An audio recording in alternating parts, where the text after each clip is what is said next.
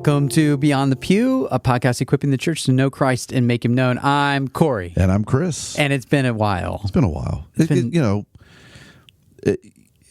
Life just gets busy, hectic. Yeah. It's been a crazy couple of weeks. Crazy few weeks, yeah. And it's been a great, but honestly, it's been an enlightening few weeks. And it's been really good. Yeah. But it's taken, a lot of things have taken up a lot of time, like hours and hours and hours and hours. Yeah. But it's been all very, very productive and good. Agreed. All that's to say is that we just never found time. For an hour of this. Yeah, or even for 15 minutes of this. No, there was no getting our heads out. And we were very disappointed because the last episode we walked into the subject of why are we Baptists? Why are we Baptists? What does it mean to be Baptist? So our thought is that what we'll do, maybe we'll try, it's slowed down a little bit. We'll try to maybe just do standalone episodes that just focus on Baptist distinctives. Yeah. All right. And then without all the stuff we're doing now, like talking about food, banter. But we can't not talk about food. That's a problem. Well, I will tell you a little bit about food. Okay. So today's Monday. Yeah. Beautiful day. I went to the hospital. We have several, but I had to go to one to visit some folks. And on the way over there this weekend, and we'll talk about this too, but this weekend we had a little church-wide meet and greet for the potential student pastor candidate, assistant pastor candidate. And they had cake squares from Dewey's. Yes. I had never had Dewey's before. What'd you think? I thought they were pretty good. I mean, that cake, I judge cake not based on the icing, but on the bottom piece. It's good cake. Oh, it's great cake. It's good cake. We grew up, Tiffany and I both grew up eating Dewey's. Tiffany had a Dewey's birthday cake, I think, every year of her life. Oh, wow. And so... That's impressive. Yeah. Yeah, I know. And so I'm sitting there eating. I got the pink lemonade cake square. Okay. Very good. It's my favorite. Gotcha. And I didn't know that existed. Yeah, pink lemonade cake. I just got the yellow regular cake. I don't know. Pink lemonade cake. It's delicious. So my good friend Ann Scott said, well, on Mondays, Dewey's has free cake squares. What? I don't know if I knew that or not. I don't think I knew that. My whole life. I said, how long? Well, I haven't been back, but just a couple of years, right? She said, I worked at the bank. You learn things when you work at the bank. So, yeah. So I thought, I'm going to have to go by there. So yesterday, Sunday in church, she said, where are you going tomorrow? And I was thinking, do I have somewhere I have to be? And she said, yes, Dewey's. Dewey's. So on my way to the hospital, I did a little swing around to the bakery. Nice. And I walked in, and I waited in a short little line, and I walked up, and I said, hey, I'd like a Monday cake square. And said, which one do you want? I said, pink lemonade. And he just handed it to me. Wow. I walked out. Whoa. Yeah. I think I know what we're going to do on Monday. You take your whole, like this summer, you just take all your kids. All the kids, everybody gets, go get them. Everybody gets a free cake square. Yeah. It's crazy. It's crazy. It's a little bit nuts. Yeah, it was great. So I had a little cake square, and then I went to the hospital and was there for a couple hours and came back. So cake square would not satisfy me, though. No, but listen, think about it. The weekends are good, but Sundays are long days. Like yesterday, I had to move my discipleship group from Tuesday night to Sunday night. Yeah. And those guys didn't leave till like 9:45. Yeah. So, sounds like a good night. Well, it was a good night, but it was a long day. Yes. Right? Because I'm leaving the house somewhere around 7:30 in the morning, which is not as early as you. No. But maybe 7:15 to 7:30. Yeah, this Sunday I was up here at 7. I was up here at 6:35. Yeah. Pulled into the parking lot. Not next week. No, sir. We got a schedule change. We'll do our summer schedule, 9 o'clock Sunday school, 10:15 worship. So it'll be good. It will make things a little different. And so, but anyhow, when you leave your house at 7:30, and then the people leave your house at 9:45, that's a long day. That's a long day. But it was great. It was a great day, and everything about it was great. Yeah, that's going to be basically the bulk of our talk today is going to be about Sunday. But the weekend. We had a big weekend. We had a really, basically we've had nonstop something Yeah, for a while. For a while. Yeah. Even on Memorial Day, I was still working.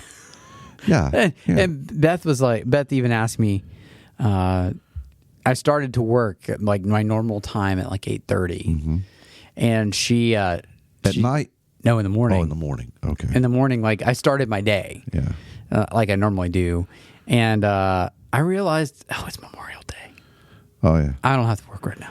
Yeah. I didn't do anything on Memorial Day. Nothing. I read... Okay, so here's the question. I'll tell you. I'll answer it for you or after you're done. What is a book that you have read outside of your normal interests? What was the last book you read outside of your normal interests? Not Bunyan, not church related, not within that same realm. What was the last book that you read? Well, I mean, does English 17th century? That's Bunyan. English history doesn't count. The last book I read, now I did over Christmas, got a book, kind of a historical background to Handel's Messiah. Okay. That's different. Does that count? That counts. Totally counts. Okay. That's outside your norm. Okay. Okay, so my book on Memorial Day was called The Physics of Einstein. Okay. And so I'm reading about Einstein's general and special relativity. Well, if you want to know how big of a nerd I am, just come and look at my books. Yeah, I mean, that's... I watch more basketball outside of my field than I read outside of my field. Do you know what I went to sleep last night listening to? No, I don't know. Why would I know that? I don't know, because it's just as crazy. I mean, it's quantum mechanics. All right. Well, I was wondering about what quarks actually do. I'm surprised. Do you know what a quark is? No, but I know what a quirky person is. You're sitting across from one. I'm surprised you have any friends. Well, see, I don't normally tell people what I'm reading. That would that's smart. Yes. Yeah. So we are very excited here at First Baptist Welcome, and this podcast is primarily for our church family. We know other people listen to it, but when any church is looking to bring on staff, there's a process. Sometimes it's filled with disappointment. You got resumes and you contact people, and it's lots of talking. And so our personnel committee did a great job. It was a long, period of time that they were working on this, found a candidate and then did multiple interviews and did all the reference stuff. I mean, it was a long process. I think they did it right. And so this was the weekend that the candidate was brought before the church. And the church had a chance to act as a body with one voice and decide what the will of the Lord was for us concerning this candidate. Yes, and it's a long experience to work through it, but I'm really thankful for the leadership. They did a really good job, and I think it's a longer process for the church typically than the candidate. The candidate, like in this case, both him and his wife. Yeah, what's up, guys? You guys, they expressed how quick it was for them, But I think for the church, we've been thinking about this for the better part of a year, more than that, even. So it's for us, it's been a long time, and to finally come to a conclusion, it was good. Is a great thing. Yeah, it's was a great good. thing. Yeah, so this weekend we celebrated as a church his call to join our staff team. Kevin Wadahowski, Czechoslovakian. And, somebody had asked me, how do you pronounce it, his name? And I said, Kevin. Kevin. So we welcome him and his wife, Ashley, their son, Oliver, to our church family. And so that was exciting. Yeah. It was very exciting, really, rebuilding the staff team here. It's good. It's very good. Oh, yeah. And then, so that took up the bulk of kind of the week and the weekend, preparing for that. Yep. And getting all that done. Super thankful for our church family. We all got together Wednesday night and had a chance to hear from our personnel team, the process. They laid all the information out there. I do have to correct one thing, though. All right, go ahead and do that. Okay, so Josh said that we had a 4-hour conversation. Yes, we had a 4-hour conversation. Yeah. No, it was not about the big words. Oh, yeah. I was hanging out. I was just trying to get to know the guy, which is really my full. That's what I want to know. I want to know who you are. Really, I think that is something that the church proper should try and strive to do. Yeah. Get to know who your leaders and your potential leaders would be. Sure. Specifically within the pastoral realm, because hey, they're responsible for you in a lot of ways in your growth and discipleship. Yeah. And it's best to know them on a first name basis in most cases. Sure. So that if you need something, you can just say, hey, I'm dealing with this. Yeah. And be able to call up and not feel like you're imposing. You're not imposing on us. Right. And we want to know you. And so I take that very seriously. I just wanted to get to know the guy. Oh, that's good. That was good. And and you spent an hour and a half with him. So I spent a couple hours with him drinking coffee at the very beginning. Yeah. Sort of very informal. But our church, I was so thankful for our church family. We all gathered on Wednesday, and the committee laid everything out there, and then people got to ask any and every question they wanted. They asked great questions. I mean, it was great. And there were a lot of questions, which is the way it's supposed to be. Yeah. That's the place to ask and have your questions answered, ask for clarification. That's the way, that's part of the Baptist distinctive, as we mentioned it last week, is that we're congregational. Mm-hmm. And we are, the congregation is the final court of appeals. Yep. And so our pastors are not assigned to us from the denomination. We actually choose, elect our leaders. Yes. Our pastors, the congregation does. So we functioned very congregationally. Yes. And it was beautiful. Yep. It was. It was a beautiful thing every time. It was easy. I mean, And a lot of people find that tense, right? But that's what the beauty of congregationalism is we're trying to take care of one another. And I saw that on Wednesday. Yeah. I saw a ton of care and concern being applied to things like, hey, how is he going to learn about our church? Right. And it's like, well, we're going to spend a lot of time with them. And questions like, what about a background check? We're concerned. We're concerned for our kids. We want to make sure our kids are safe. Great questions all around. What about mentoring? Yep. He's coming in. How's he going to be mentored and trained and encouraged to thrive in ministry? All of those are great questions. Mm-hmm. And so, it was. But guess what? If the vote had not gone well, if the church got together after the Wednesday night, after meeting him on Saturday, and they all got together and said, I'm uneasy, and 55% had voted no. What we would have said is, this is the will of the Lord. Mm-hmm.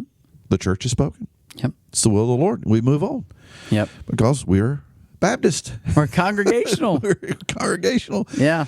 So that was fun. And then probably, I think, what was super, super cool. So we did two things Sunday. One is we were thinking about the future. Right. We elected assistant pastor of family and ministry. So he's going to be primarily working on our students. We're moving forward, looking to the future of ministry. So that's exciting. Yeah. But we also look backwards. And if you're not familiar with Welcome, North Carolina. This doesn't make much sense to you. Yeah, not makes sense. Well, you're going to give some background. So. Well, the church is 113 years old. Yep. Right. And not the buildings. Not the buildings. Not this building. Not this building. But the church itself has been gathering for 113 years. They built a church, I believe, sort of a catty corner down the street from us. Yeah. You can see the steeple from here. It's like 500 yards away. Yeah. And that's where they met for decades. Yeah. Until 1976, they moved. They bought this land and built the building we're in now. I believe that's right. They moved into 76. So I've always wanted to go inside that building. Never been inside it. Yeah.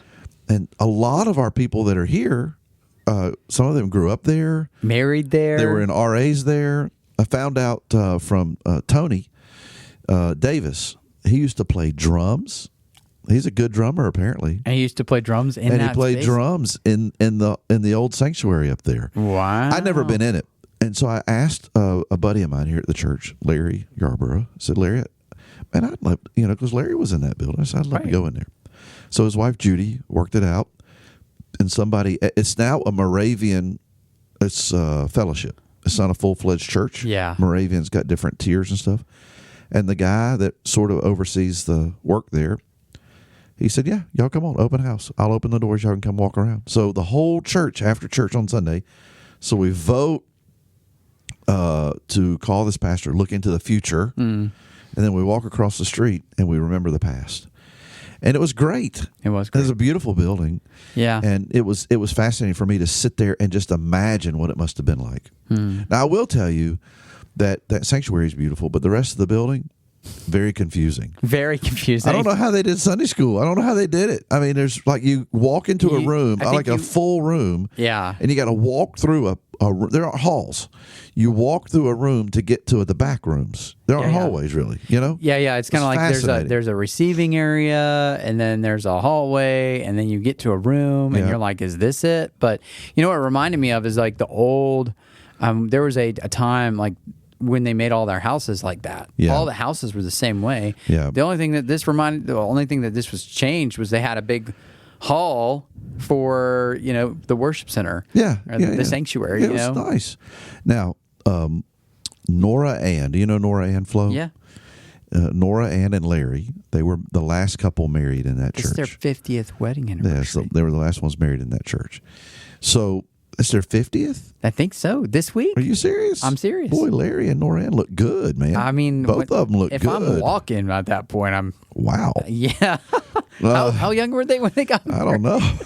So anyway, Nora Ann wanted to see the baptistry. Oh. But... it's not... They've boarded it up because they're Moravians and they sprinkle babies. Sprinkle babies. Another Baptist distinctive. We do not sprinkle. We don't sprinkle babies. We dunk them. So we don't dunk babies. No, we don't. No. So anyway, I told Nora Ann, I'm going to get my drill and unscrew those screws next time we can get up there. We'll see that because she was baptized in that baptistry. What's funny is somebody was up there talking about that, looking at it like, what is this? Because it's boarded up. You can't see around it. Right. And that makes total sense. That's what it was. Right there. They didn't have to be that ugly to us. Boarding up it's a mean statement. Stay out, stay away. It's like that's a cursed place. It's funny. You go into like a haunted house. They say, do whatever you do, don't go in that room. It's chains on the doors. So when adults are baptized in the Moravian church, they get sprinkled too. I guess so. I don't know. What's funny is my neighbors. Go ahead. My neighbors, whom you kind of grew up with. Them at your one of your churches in the past, which I can't keep track of. Calvary was there though; they were both at Calvary. Yeah. He's an elder at Freeburg Moravian. Good. And he told me, he's like, "Hey, if you have any buddies, we're looking for an associate pastor." And he said, "But just know, we sprinkle, we don't dunk." Yeah. And I said, "Oh, that might be a problem, but I do have some that lean a little soft on that side, and so maybe." And he said, "Yeah, you got to get over that one. That's the." I was like, hard to get over what the Bible commands. I was about to say, yes, and that'll be our next episode will be on the Baptist distinctive of biblical authority. Yep. I'll talk about that next time. So anyway, it was great. We had a great day, and it was fun, really, to look back and see where the faithfulness of God in the past. Yeah. To see His faithfulness to the church now, and then His faithfulness to lead us in the future. It was good. It's funny when I was walking through there is I have a bunch of friends that would love that building. Yeah. They would love to meet there and gather there and worship there. Yeah, they'd make it their own, and they're all younger than me. Every one of them. They would. Every one of them. It is a great building, and great sanctuary. The sanctuary. Fellowship Hall's nice too. Yeah, I did like how that was set up. Very nice kitchen. I was surprised, but they're making those Moravian chicken pies down there. When I went down in the kitchen, the lady that was down there from the Moravian church, I said, "I'm just looking for the cookies." What did she say? The Moravian cookies. She said, "We don't have any." I said, "You got chicken pies?" And here's what she said: "We had some, but we sold our last two this morning." Oh, I was like, "Doggone it!" You knew the Baptists were coming. We like to eat. We like to eat. Come on, we like to eat. So anyway, Sunday was a great day. And in a lot of ways, it was a really, really great day. Yes, I agree. Yeah. Yeah, it was also our last like split services for the summer at least. Summer, yeah. And we're looking forward to meeting as one family throughout the summer. Yeah. It might be a little tight. That's okay. We had almost 250 in service, and so we'll be fine. Pushing it. But yeah, I think we'll be fine. But it'll be for sure fine. If anything, it'll just be exciting to be around everybody. Yeah, it'll be good. So, all right. Well, we did all those things. Those were all fun. But let's talk about the big thing. Oh, boy. Are we going to talk about the big thing? What's the big thing? You know, the big thing for me is every Sunday? The sermon. Well, it's big for me, too. I'm the one up there doing it. You know? Yes. And so, I don't know. I look forward to hearing it. I was reading a friend of mine, and he said when this might just feel like way too much weight for some people, but when the faithful exposition of the scriptures is delivered to the people, God is speaking. Yeah. And I was like, yep, totally get it. And this was not an easy passage. Yeah. This was, by any means, I don't think it was easy. Yeah. And I know I don't know how, if you took all 2 weeks to labor over it, use Memorial Day, or did you just this past week? No. So talk about it. Well, of course, we're working through Galatians. Yep. Right. So we're in chapter 4, the last little part of chapter 4. Now, Aristotle, the Greek philosopher, came up with a rhetorical appeal process. Mm-hmm. And it has 3 parts. Yep. Ethos, logos, pathos. Yep. Now, what Aristotle said is that ethos refers to ethic or your character. So one of the appeals that you make when you're making an argument, you appeal to your character, your authority, right? Right. So if I was, if somebody walked in here right now and said, I've got a question about quarks, I would say, I'm not the authority. What is a quark? This guy's reading a book, so you would say, oh, I can speak to that because I've read about quarks. I'm reading books about quarks. Right? So anyway, that's only a side comment. It was about special relativity mostly. The second appeal is logos, which is logic. Yes. So you make your argument logically. Yep. And then the third one is pathos, which is emotion. It's an emotional appeal kind of thing. So what Paul does, almost. Yeah, what Paul does in Galatians is the first 2 chapters. If you go back and read the first 2 chapters, he is arguing why he is an authority to be listened to. He's defending his character, his credibility. Yep. Right? He's saying, I'm a credible, I have a credible position. Yes. Yeah. That should be listened to. Right? So that's his ethos, chapter 1 and 2. Then you get into chapter 3, and he begins chapter 3 and 4, logos. He's arguing logically, really from Scripture. He's reasoning with them. He's speaking to their minds, right? So, but when you get to that little part in chapter 4 that we were at Sunday, verse 8 through 20 of chapter 4, it definitely switches to pathos. And he goes right back to ethos. And then he goes back to logos. Yeah, he goes back to logos. But he's definitely having what I would call just a heart-to-heart conversation with the Galatians. Yeah. They're in trouble. They are on the verge of losing, the gospel, really. Yeah. And Paul is deeply concerned that the false teachers have worked their way into their ears, and it seems to be making its way to their heart. And this idea that you have to add law to Jesus in order for your salvation to be complete, in order for you to be accepted by God. This is a question. The question is, if there's a God and if there's a heaven, and I die and stand before this God, right, on what basis should he accept me? And they were saying, oh, yeah, you need Jesus, absolutely need Jesus. But if you don't have Moses, you're not going to be accepted. So that becomes the main argument of Paul. Paul's argument is, no, it's not Jesus plus anything. It's just Jesus. Just Jesus. Is what makes you acceptable to God. Yep. And so in this passage, so he's done the ethos, he's done the logos, and now he does the pathos. Now he shares his heart. Now he's no longer speaking to their head, he's speaking to their heart. And it's an incredibly emotional and personal passage. You know, when you read through it, it's just Paul feels like he's a parent and like he's given birth. Yeah. And these are his children. He even calls them little children. Yeah. And, you know, every parent, I mean, your kids are small, but your kids, when they get older, you're going to have that heart-to-heart. They might be 18, 19, 20. They might be in college. I mean, I can remember in college, you know, I didn't do well. I flunked out, really. I got kicked out for grades. And I can just remember going to the dean. I got called to the dean's office, which was interesting. And he just had a heart-to-heart with me, you know. He didn't have to. It was helpful. I could see his credentials with all his diplomas on the wall. Yeah.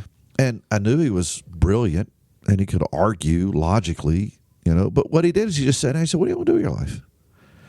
I said, "Well, I feel called to ministry, and so, you know, it's where I'm headed." And he said, "Actually, I think you need to go to Seattle."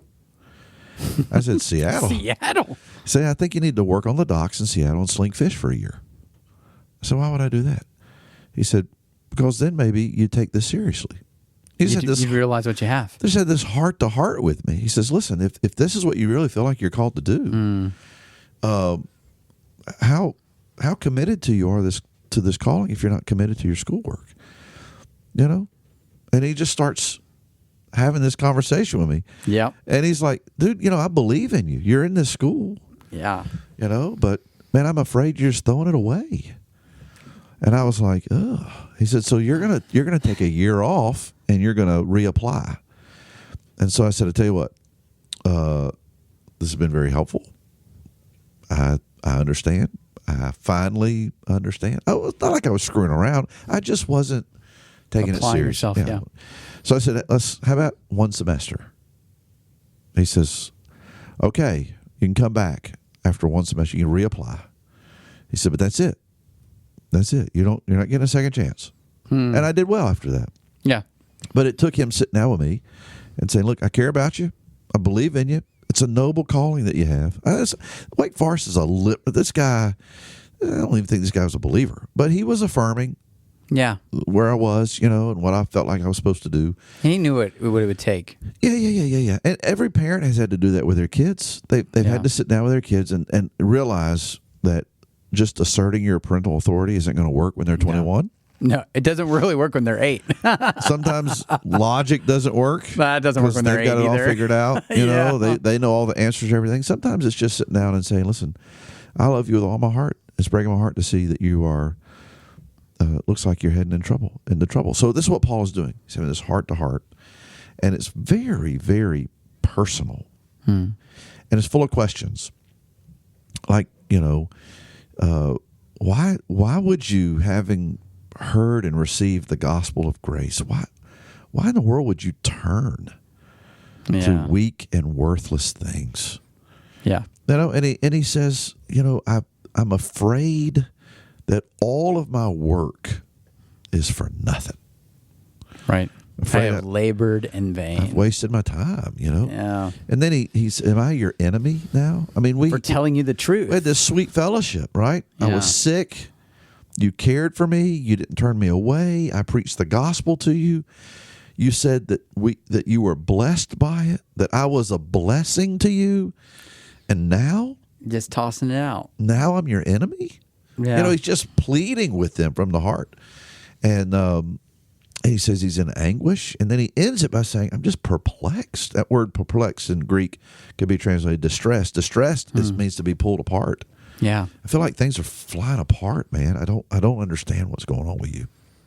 So, so it's very personal. And the whole thing focused on what Paul said his work was, and that was to see Christ formed in them. Yeah. To see them become Christ-like. And he's not talking to individuals.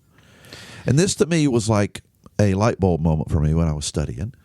He's talking, the whole church is listening to this. Yeah. He doesn't say, you know, "Hey, you know, Ricky, Yeah. you need to have Christ formed in you." And hey, you know, Bubba. Hey Janice. Yeah. No, it's like the whole church, that you're the church, gathered church, should look like Christ is being formed in them. Yeah. Christ should become more and more visible. Spiritual maturity, all that kind of stuff. And he says, I don't see it. Yeah. And I think maybe I've wasted my time, And so it's really kind of a heartbreaking passage in a lot of ways. Yeah. I never really thought of it as I see it as a pivot point. And he's not really pivoting in the sense of like, this is halfway. Yeah. But it's like it's more of a, hey, you haven't listened to me yet. I'm afraid that I'm speaking just words into air, thin air, and you're not going to come back. Yeah. Yeah. And so, but this is what I've labored for. This is what happened. Yeah. When I was with you, Christ was being formed in you. Yes. You delighted in the gospel. Yeah. And now you're willing to trade that delight for death, for lifeless religion and duty. Yeah, absolutely. And it's crazy. And how silly in a lot of ways that is a logos type argument, but with so much pathos laid over it that you would. How do you ignore it? How do you ignore it if you ignored him so far? Yeah. And you're the Galatians. Yeah. How do you ignore it from now on? I had a young pastor call me. Well, he texted me and a couple other pastors a couple weeks back. And he's like, men, pray for me. He says, man, I've been here at my church for 2 years. The first year was really good. And he said the second year, we continue to have families leave. There's just discouragement around every corner. And I feel like the whole first year was just a waste. What he said.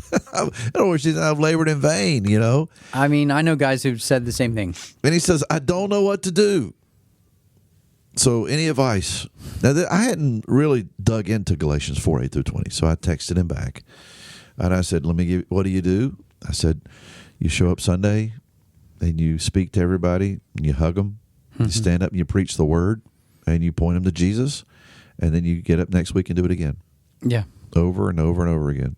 Yeah. I mean, there's not trouble. It's just the nature of the beast, right? Right. I don't want to call it a beast. It's just the nature of things. I mean, it's an organism. Yeah, it's just the nature. It's not an organization necessarily in the sense of there's top-down authority and there's all these mechanisms, right? Right. But it's an organism that is supposed to be displaying Christ's goodness. Yeah. And the only way that organism actually runs right is when the word is fueling everything. Yes. So, so we have cultural pressures on us, as a people, as Americans. Yeah, I'm about to say. It's the pool that we swim in. Consumerism, individualism, materialism. We swim in that pool. Mm-hmm. It's all we know. Yeah. Now, it wasn't like that. I'm old enough to remember when my mom had to put things on layaway. So you didn't get things right away. I remember that. Right? I remember those days. And I'm old enough to remember that schools didn't have any sports practice on Wednesday nights. There was no such thing. No games on Sundays. No games on Sundays. I'm old enough to remember that kind of stuff, right? I'm old enough to remember, that there wasn't this sort of entitlement in the culture. Right. I mean, people. Well, they were still working on. People sit on their front porches. Yeah. It's real community. Well, everybody's working together. Yeah. They were working together for the same goals for so long. I mean, you have 2 World Wars, you have Korea, you got all these. Yeah, you got some things really bringing the nation together in a lot of ways. Communal in a lot of ways. So, I mean, there weren't problems. But as time marched on and the introduction of technology, and you've got, cable TV in your house, so instead of sitting on the porch talking to the neighbors, you sit in the living room. You're sitting in the living room, and all that kind of stuff. Yeah. Lazy boy capitalized on that one. As architecture changed, you pull your car into your garage, you put the door down, and you sit on the back deck. Yeah. There are no front porches anymore. Yeah, mine's very small. There aren't any anymore because you're in the back, alone, away from everybody, and so everything becomes sort of individual, isolated, personal, and then with the opportunity to purchase anything that you want, you put on a credit card. You can call Amazon. Delivered. You can call Amazon in the morning, and it'll be at your home in the evening. Yes, anything that you want, just about. Not everything is one day, but you can get it pretty quickly. You can get it tomorrow. You don't. Sure. So you don't even have to go out. You don't have to interact with anybody. Right.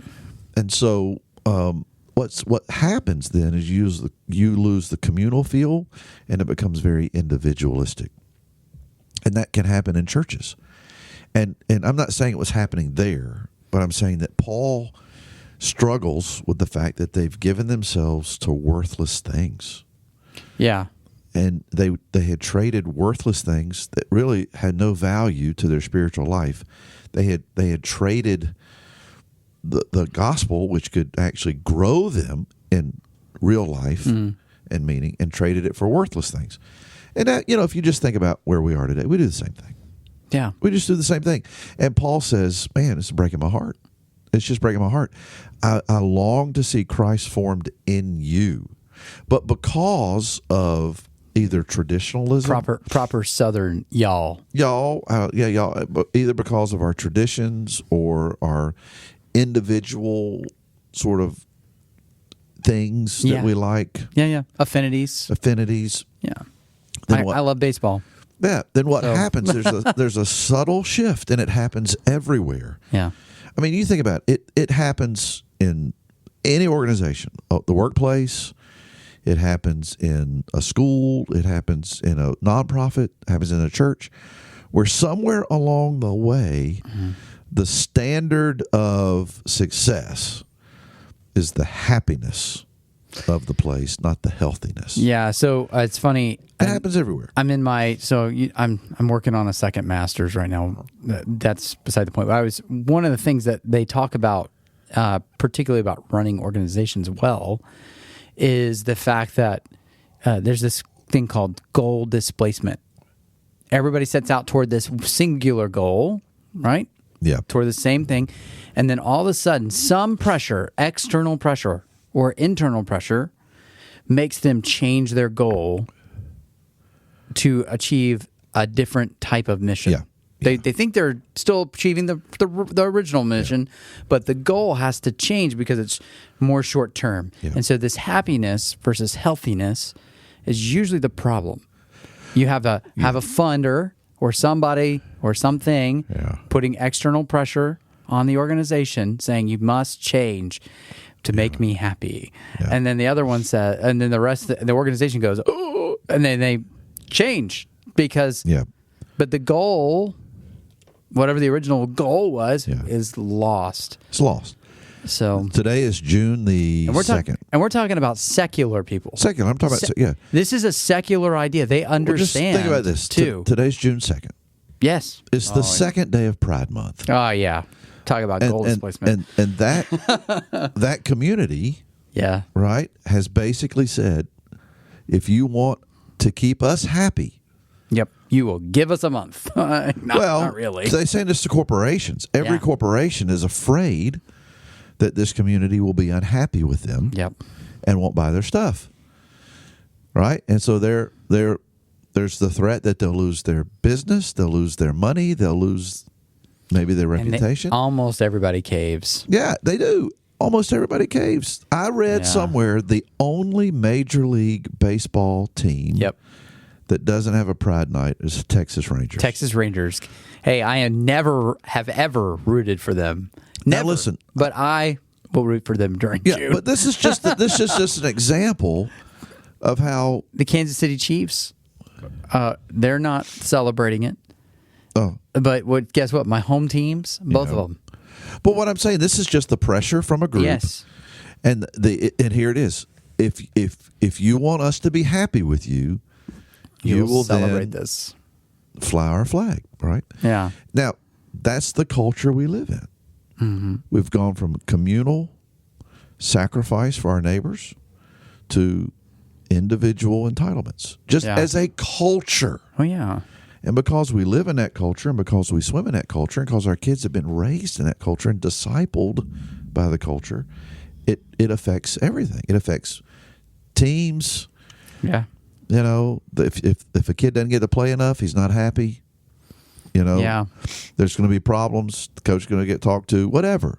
Or in the workplace, And it's everywhere. It's not, never the response has shifted from I'm going to work harder to get better at this thing in the workplace and in sports and whatnot. I'm going to work harder to I'm going to complain more.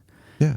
And I'm going to complain until they get me what I want or I get fired. Yeah. And so you see this with Yelp reviews about restaurants. Yes. We had a terrible experience.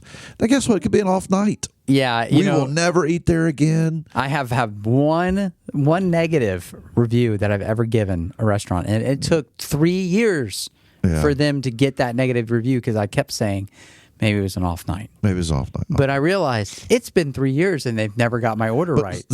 But you have to understand, this is the culture we live in. If you go to a restaurant, you don't like it, you go online and you say, write I was not happy with my experience. 1 star. So this is the whole thing. This is the world we live in. What happens then is that our understanding of being a body, a local body, sometimes gets infected with cultural ideas. Yeah.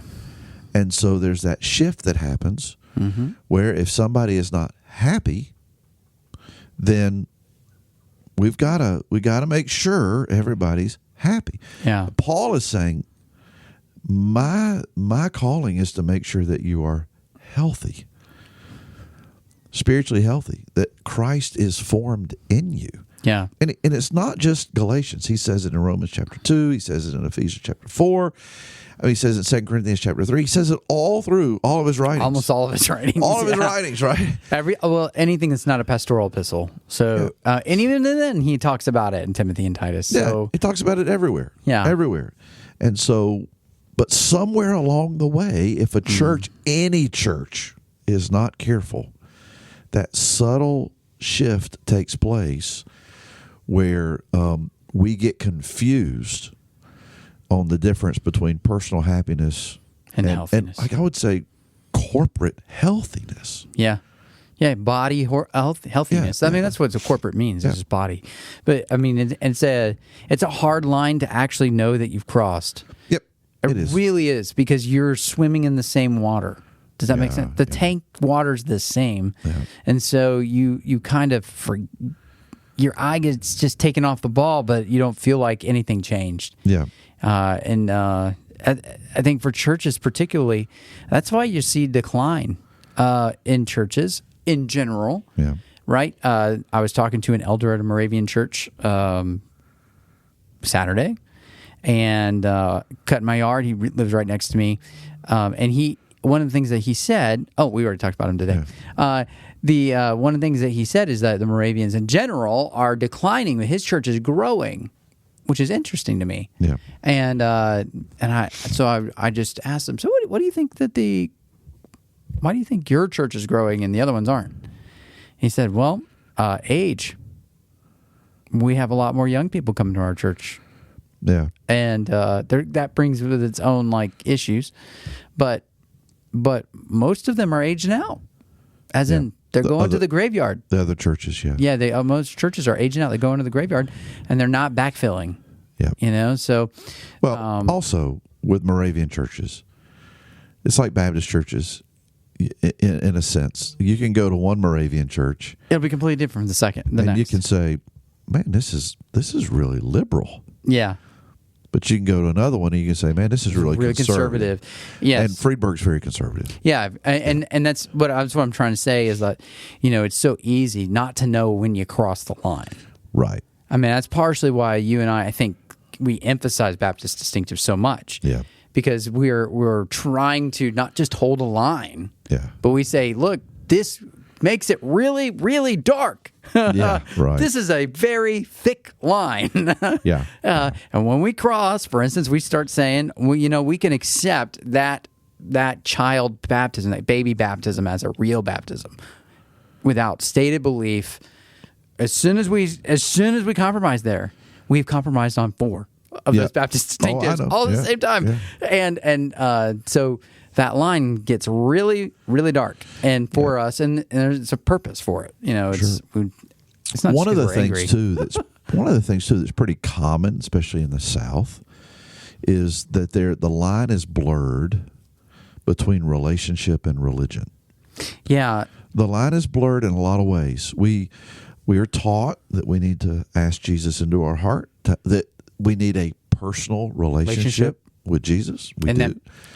Yes. We do. I would argue that everybody has a relationship with Jesus. 100%. It's either a relationship that leads to life or one that leads to death. It's either blessing or curse. Right. So, but we're told that, and then but then that idea of relationship very quickly is replaced with rules, religious rules that have to be followed because you want Jesus to be happy with you. And so there's a line that gets blurred there. And so a lot of people that grew up in a Baptist church in the South struggle with that line. So Paul tells them. And what you mean by religion particularly is a shackled religion. Yeah, it enslaves you. It's an enslaving religion. It's not freeing. It's not a religion that points your eyes to Jesus. Yeah.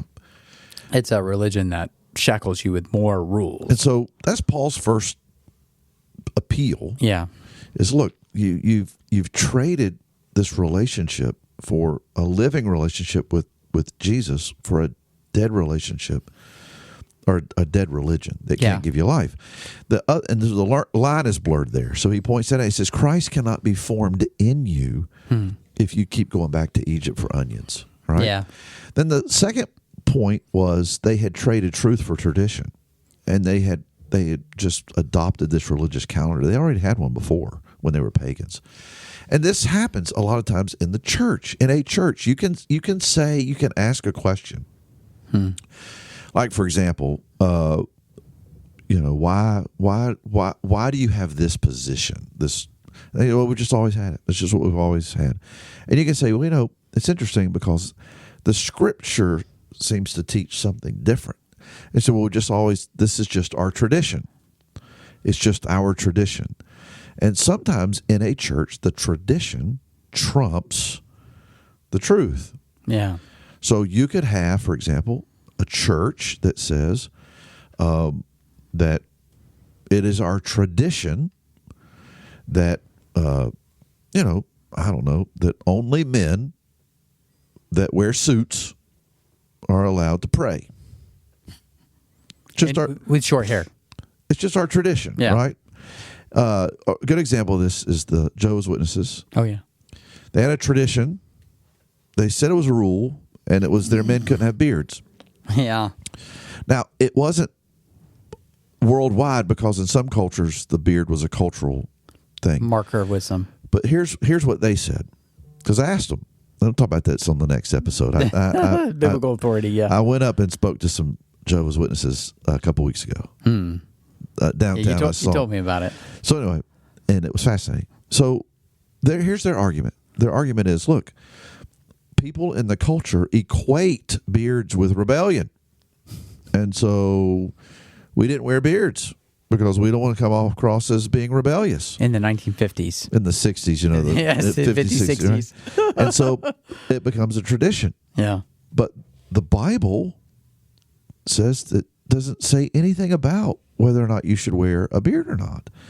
And what happened is they put a tradition above the truth. And now they've reversed course, and now they've said you can wear beards. I don't know what they'll reverse course on next, but it just is based on cultural traditions. As they change, they change. Scripture is truth. And we have to decide what wins. The truth of Scripture or the tradition of man? What wins? Yeah. And so this was Paul's argument. Paul's like, you're taking the truth. Am I your enemy for telling you the truth? And you're trading that for traditions that enslave you, and they're worthless. Why are you doing this? Yeah. And so you can see Paul dealing with that in probably 49, 50 AD, somewhere around there. Yeah, I'm trying to think about the cultural. And you can fast forward to today, and you can say, I think this is still a relevant struggle. What's interesting is like addicts, for instance. Like I do biblical counseling is like something I do, like, and I think through, and I try to equip others with. And one of the things when you talk to an addict, for instance, an addict of any sort, right? If they get saved, that God radically changes them, right? They usually will go from, because this is all they know, from one addiction to another. Yeah. And what I mean by that is they'll just replace, remove and replace. That's common. It's usually just the first instinct, right? Well, I had this addiction, God freed me from it, and now I'm going to be, I don't know, you name it, whatever addiction they take up, they fill that vacuum with another type of addiction that becomes almost as damaging to them as the previous one. And so in biblical counseling, we constantly try to defeat idols of our heart, right? And sometimes our idol is us. And so we feed, the addict feeds the idol, right, which happens to be them, and then they start feeding it from another angle instead of looking to Jesus to be the all-satisfying Savior in their life. And getting to that, now getting somebody from point A to point B is very difficult. It takes a long time for them to really work out of it. But it's this thing. You're moving from tradition, which is a type of addiction, right? It can be. This is all I know. And then moving from that to truth. Beating tradition with truth. You have to go and say, well, who is Jesus? Like, what does he do? What has he done? What is he doing? And you have to really focus your heart on those things so that the addiction loses its flavor. Right? And so, I thought that was a really salient point that they changed, one calendar for another. I was like, man, how many self-help books are just trading one calendar for another? Literally. Exactly. It's fascinating what Paul says. Paul says, you traded paganism for Judaism, and they're the same. They're both work. Which is fascinating that he equated Judaism with paganism. It's a very strong statement. I didn't walk into that, but that's what he does. That's what he does. That's what he does, yeah. So, I mean, the feast days, really. Yeah. I mean, there's so many other things that they were doing that just mirrored the culture around them. Yeah. So anyway, that's what we walked into, this very emotional appeal. What was the last one? You said truth for tradition. Well, it was sanctification for superficiality, which just means, this focus on things that just don't matter much. Like, they're not that important. That's what it means. Right. And he talked about those worthless things. Yeah, you traded growing and to be more like Jesus for looking more like Jesus. Right. But the looking part is not good. It's only skin deep. It's only It was external. Yeah. So anyway, I felt like, Paul, I mean, it was convicting to my own heart because as a pastor, I think Paul is modeling or saying this is the job description of a pastor. He's got 1,000 things he's got to do. But if he fails to see Christ formed in the body, he's failed. He's failed. Agreed.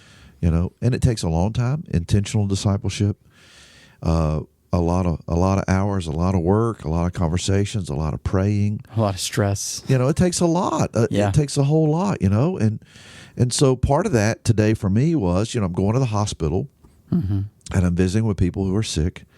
And I'm not doing that because I want to be nice, but it's part of seeing Christ formed in us as a body and in them as they get to the end. I want them to fly out of here with joy. Right. I want the church to walk with them to the end and to celebrate their life and God's grace in their life. So all of this sort of works together. Everything we do, even if it's visiting the sick or serving in kids' Sunday school. Or being a greeter at the front door, all of it ultimately has to, we desire its use to form us into Christ's image, into Christ likeness. I actually had this conversation unintentionally with one of my buddies who is a worship leader back in from where I'm from, and he said, "Man, I didn't realize that you and your brother and you're all like pastors and elders. It's so crazy. And here I am just as a little old worship leader. And I say, hey, brother, God uses us all. Yeah, right where we are. My gifting is my gifting because God gave it to me, not because I asked for it, number one. Number two is you have a gifting. Yeah. And you're using it, and praise God, because it's not just blessing others, but you're helping them grow to be like Christ. That's yeah, exactly. I'm just doing it with a different gifting. Yeah. It's the same. But it's all the same. It's the same. I'm no more holy than you. Yeah. I mean, we either are holy and set apart, you know, or we are not. We are unholy. So the pastor has to go into a situation and say, Lord, how do you want to use me and my gifts to see this body, you know, see Christ formed in this body? But the member does the same thing. Yes. Yes. The member does the same thing. The member says, Lord, here I am. You've called me to this family. What is it that I can do? How can I serve to see Christ's likeness grow in us as a people? Right. As a people, Yep. So. Well, there you go. That's it. It's been 56 minutes. Oh, my goodness. So. I don't know if anybody's hanging around, but if they are, Linda, happy birthday to you. Her birthday was Sunday. Hey. And there's some others, I'm sure, there's other birthdays. See, I just you knew about did Linda's. That. I just knew about Linda's. I don't know about the others. I just knew about Linda's. Yeah.